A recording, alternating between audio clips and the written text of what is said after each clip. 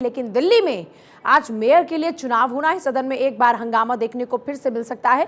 वहीं दिल्ली सरकार ने एमसीडी से बातचीत के बाद 16 फरवरी को बैठक के आयोजन के लिए एलजीवी के सक्सेना को प्रस्ताव भेजा था। अब इस बार एलजी ने अपनी मुहर लगा दी है। बीजेपी के कार्यकारी अध्यक्ष वीरेंद्र सचदेवा ने दावा किया है कि अगर पार्टी चुनाव हार जाती है तो भी मेयर चुनाव के नतीजे चौंकाने वाले होंगे। भाजपा को भरोसा है कि महापौर के चुनाव में पार्टी 138 के जादुई आंकड़े को छूने में भी नाकाम रही तो भी उसके सदस्यों को स्थायी समिति का अध्यक्ष चुन लिया जाएगा।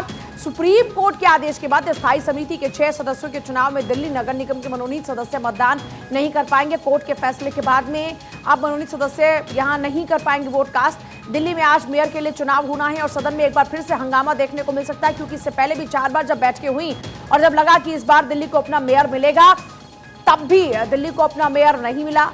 लगातार जनवरी का महीना गुजरा, फरवरी का महीना अब गुजरने को है, लेकिन अब तक मेयर का चुनाव नहीं हो पाया। लेकिन आज उम्मीद है कि कोर्ट के फैसले के बाद दिल्ली को अपना मेयर मिले।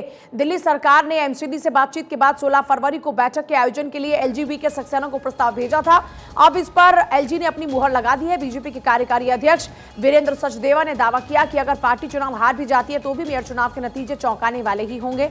भाजपा को पूरा भरोसा है कि महापौर के चुनाव में पार्टी 138 के जादुई आंकड़े को छूने में भी नाकाम रही तो भी उसके सदस्यों को स्थायी समिति का अध्यक्ष चुन लिया जाएगा। सुप्रीम कोर्ट के आदेश के बाद स्थायी समिति के 6 सदस्यों के चुनाव में दिल्ली नगर निगम के मनोनीत सदस्य मतदान नहीं कर पाएंगे।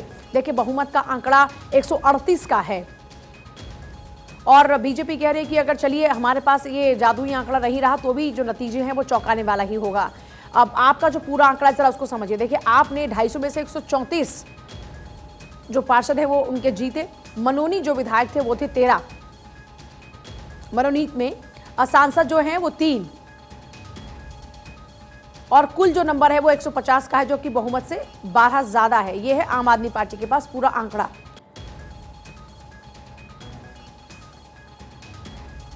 कांग्रेस के 9, निर्दलीय 2। ये किधर जाएंगे ये तय नहीं है। इनका रुख यानी क्या रहेगा ये स्पष्ट नहीं है। सुप्रीम कोर्ट के आदेश के बाद स्थायी समिति के 6 सदस्यों के चुनाव में दिल्ली नगर निगम के जो मनोनीत सदस्य हैं वो मतदान नहीं कर पाएंगे।